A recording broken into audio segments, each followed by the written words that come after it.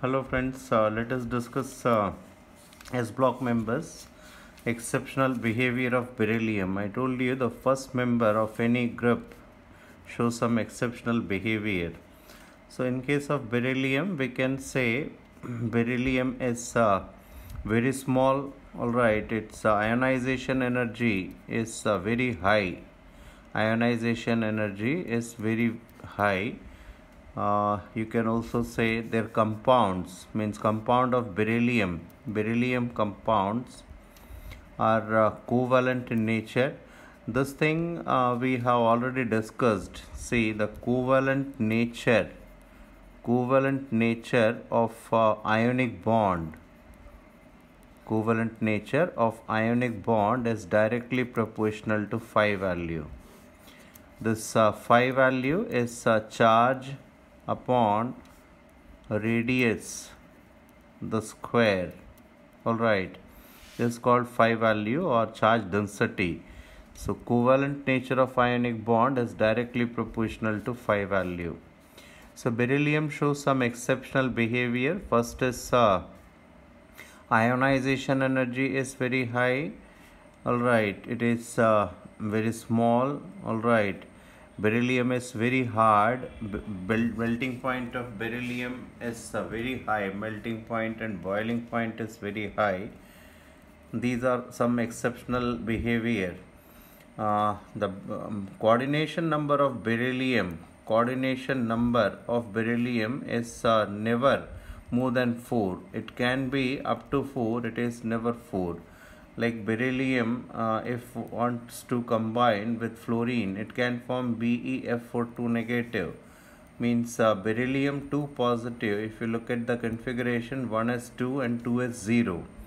It has 2p as well, but it is vacant. So how many vacant orbitals it can provide? It can provide 4 vacant orbitals, where F negative or any other species can donate their lone pair of electron and they can form compounds like BeF4. So beryllium can provide only 4 vacant orbitals. Therefore, the maximum coordination number of beryllium is 4. Alright, whereas other members, they can utilize D subshell, so they can show 6 coordination number. Like aluminum can form AlF6 3 negative type of compound.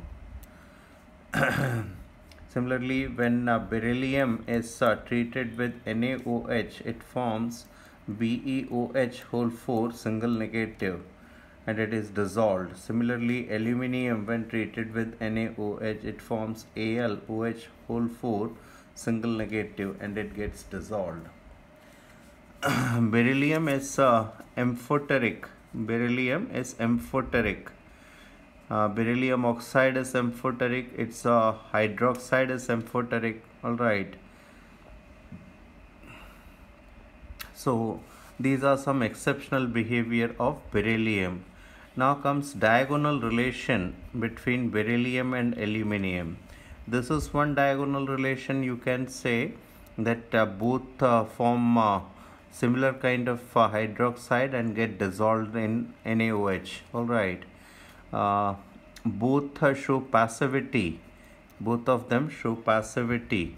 Passivity is actually if initially a substance show reaction and after some time the reaction stops, that process that is called passivity. Alright, passivity is due to formation of a thin layer of oxide. Passivity is due to formation of a thin layer of oxide. Okay, so beryllium and aluminum both they show passivity.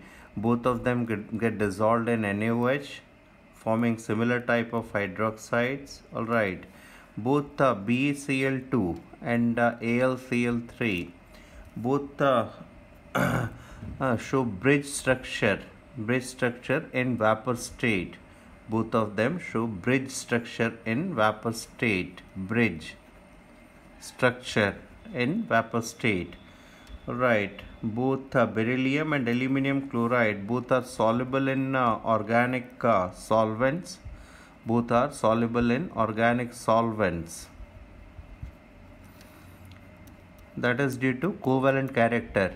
Since their phi values are very high, their compounds are highly covalent, and that is why they are soluble in nonpolar solvents. Both of them, they are strong Lewis. Both of them are strong Lewis bases. Both are strong Lewis acids. I'm sorry, both are strong Lewis acids. Like beryllium forms a BeF4 2 negative type of complex. Aluminium forms AlF6 3 negative type of complex. So these are some exceptional behavior of beryllium. These are some exceptional behavior of beryllium.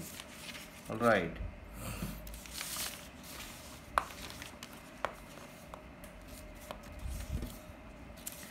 Now comes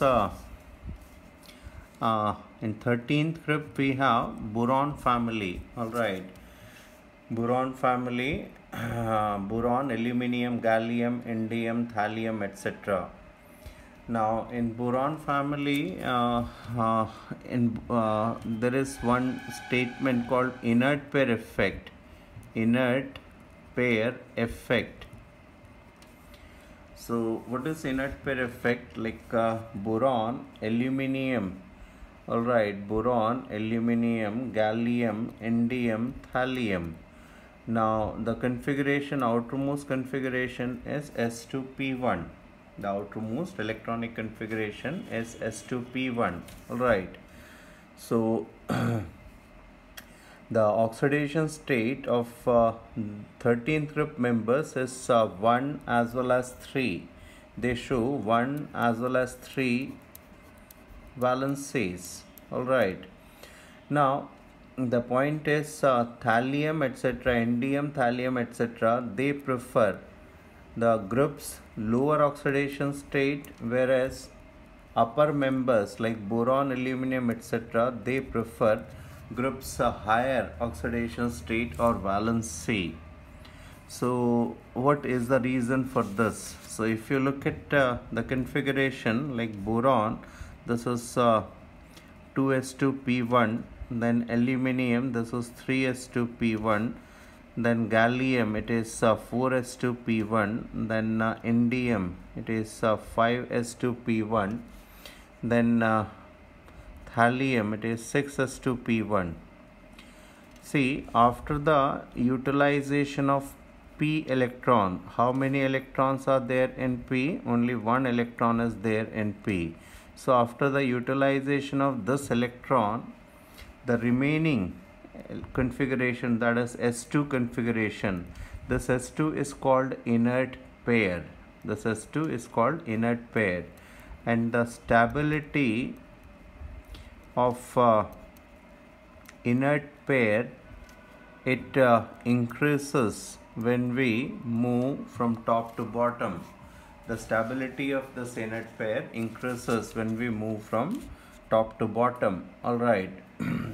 So for thallium, after the utilization of this electron, p1 electron, it is very difficult to utilize these two electrons. So that is why lower members, they prefer group's lower oxidation state, and higher members, means upper members like boron, aluminium, etc., they prefer higher oxidation state.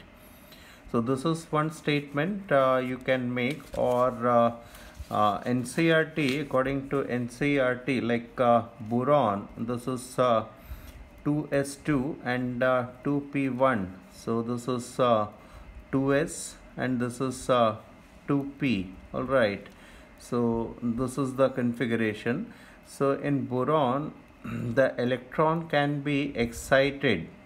The boron, this electron can be excited to higher subshell, and it can provide 3 unpaired electrons. All right. So some energy is consumed for this. All right. And this energy is called excitation energy. Excitation energy. All right. And after these electrons are excited, they form some bond with, say, suppose Z. and they form BZ3. Alright. During the formation of bond, some heat energy is released, that is called bond energy. Alright. Now the point is the heat released is much more than the energy needed for electronic excitation. So if this energy is more than this energy, this is endothermic, means energy is absorbed, and this is exothermic, heat is released.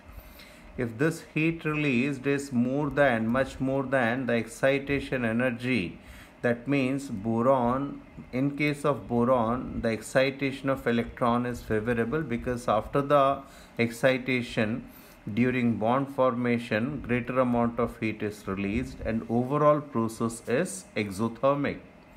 Whereas in case of thallium, etc., though this excitation thing is, the excitation energy is less. Why excitation energy is less? Because it is present in shell which is very far away from the nucleus. So though excitation energy is less, but the point is bond energy is also less, because if a bond is formed by the orbitals which are nearer to nucleus, obviously greater amount of heat is released. So here this bond energy is also less, and it does not compensate. In case of thallium, the bond formed after the excitation of electron is not sufficient to overcome this excitation energy. That is why thallium prefers +1 state. So this inert pair effect is also observed in 13th, 14th and 15th group mainly. Alright, so reason is same. So this is an important point, you should be careful. Then we have some exceptional behavior, like in ionization energy, boron, aluminium, gallium, indium and thallium. Normally ionization energy should decrease while moving top to bottom, whereas ionization energy of gallium is more than aluminium. So this is an exception, and a small exception here, the ionization energy of indium is even less than thallium. So these are the two exceptional points. Alright, in gallium, why it happens, why the ionization energy is more, you can say the electrons here after aluminium, electrons enter in d subshell, and the electrons of d subshell like gallium, if you look at the configuration, 1s2, 2s2, p6, then comes 3s2. Alright, it is 3s2, p6, and this is in this is 2s2 p1, this is 3s2 p1, and this is 4s2 p1. So 3d10, then we have 4s2 and then p1. So 10 electrons enter in d subshell in case of gallium. Obviously 10 charges, positive charges, are also increased in case of gallium, though more number of protons are increased and electrons are increased, but we are concentrating on d. Now the problem is the electrons of d subshell, they do not screen these electrons from nucleus very much. The screening effect of electrons present in d subshell is less. That means the increased nuclear charge, they are having greater attraction over these electrons. So these electrons cannot be removed very easily because of greater nuclear force of attraction. That is why the ionization energy of gallium is more than aluminium. So this is one point. Alright, and then regarding melting point, boron, aluminium, gallium, indium, thallium, regarding the melting point, this should be the order, and a gallium, the melting point of gallium is much less, and indium is less than thallium. So you get boron, then aluminium, then thallium, then indium, and then you get gallium. So this is an exception, and in boiling point there is no exception. So these are some points related to 13th group. These are some points related to 13th group. All right.